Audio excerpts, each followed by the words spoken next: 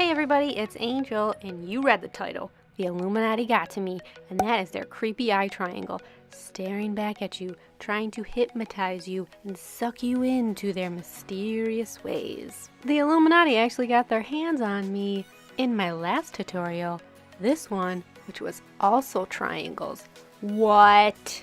If you want to watch that video, I'll link it down below for you. I'm just kidding, you conspiracy theorists. This is actually just a weird coincidence. I'm so stupid, I didn't even think that this was the Illuminati symbol until I was all the way finished, and then I was like, hey, Nick Cage is here! Anyways, let's get started with our crazy triangles. First, I applied my base coat to all nails. This is Gridlock Lacquer, base and mortar. Oh my goodness, that's a Freemason reference. Ah! Then on all nails, I applied China Glaze white on white, and on my ring nail, I applied 2 coats. Then I applied 2 coats of China Glaze Flip Flop Fantasy, and if you don't have this polish, you need it. Everyone needs this polish in their life, even if you don't like neon. This is like the ultimate neon polish. You can get this and all the other mainstream polishes from hbbeautybar.com, and you can use my discount code TWISTAR for 15% off. I have them all linked down below. And now back to my middle and pointer nails. Since I'm going to be doing a gorgeous, if I do say so myself, gradient on these 2 nails, I applied Polypeel liquid latex to protect my skin and for easier cleanup. To apply my gradient, I just took a regular cosmetic sponge and painted on the 2 colors for my gradient. This is China Glaze Bottoms Up, my absolute favorite pink of all time, and then China Glaze Flip Flop Fantasy.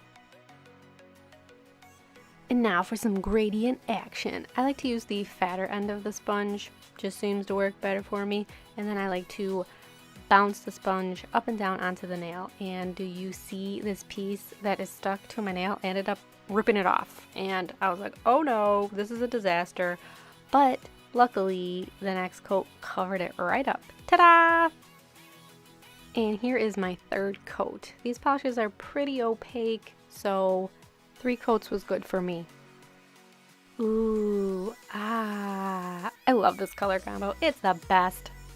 And then because I'm an idiot and I was too busy oohing and ahhing, my polish dried, and then when I went to peel off my poly peel, look at this. It left a bunch of residue, but don't worry, I have an easy way of removing that. You get these weird flaky sheets of dried polish. Before you go in with your cleanup brush, you can just take an orange stick and you can remove most of it by just gently picking away at it. Now be careful not to stab yourself, number 1, and also be careful not to get those flakes onto the nail like that. Ah! And then I freaked out, I blew it off, and then I was okay. Woo! Close one. Now, if you watched my last tutorial, you would know that I started a new love affair with a very large cleanup brush. And that sounds really dirty. Previously, I liked a smaller one from Twinkle Tea, but I'm really digging this larger one. I have it linked down below. You can join me in my big brush cult. And on to our Illuminati stamping. All plates used in this tutorial are from the Bundle Monster Festival Collection, linked down below. Okay, so I took Rika Whiteout polish, scraped it, and then I picked it up with my clear jelly stamper. And now we're going to do a little reverse stamping. So this gold polish is OPI Lamb, or OPI Love Angel Music Baby. It's from some Gwen Stefani collection from like years ago, I don't remember. So basically reverse stamping is where you color within the lines, keywords, stay within the lines, and then when you transfer this image onto your nail, the white layer will be first, so it will look like a decal. It's a really cool technique. I found using a very fine brush really seems to help with this technique. I've actually reviewed these brushes in one of my last tutorials. I'll link it down below, and I'll also link this brush set because it's really cheap. I got it on Amazon, and the brushes are super fine, so they help with fine line work like this. I wanted a lot of the gradient to show through the stamp, so I didn't cover up that much of it. I just did like every other line, and now this is kind of taking forever, so let's just speed up the rest of it. I had to flip the stamper around because it was getting way too hard to do at that angle. And I'm sorry, but my stupid fingers keep getting in the way of this part. And I forgot to film a very important part for this technique to work. So since the polish on the stamper will be dry, you'll want your nail to be a little bit tacky. So I apply 1 coat of yellow stopper base coat to my nail, and that makes it a little bit sticky. And then the dry polish will transfer to your nail.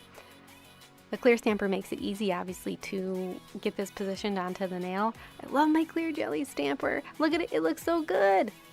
Now you're going to be tempted to just go in and peel off that liquid latex. Don't do it because that stamp is barely attached. So what I like to do is take the blunt end of an orange stick and you can kind of cut the decal and separate it from the liquid latex, and then it'll remove and won't rip off the polish from your nail. And here you go. You can see when I'm removing this that if I didn't do that, I probably would have removed a lot of that work that I just spent 5 minutes of my precious life on. Okay, while we watch the stamping of the other nails, since they're boring, let's do something really weird. Hey guys, I'm actually recording my voiceover for my next YouTube tutorial and I decided to do something a little weird, a little snapception. What? So if you're watching this on Snapchat, it's also going to be in my YouTube tutorial, and like, my brain can't handle it. It's officially exploded.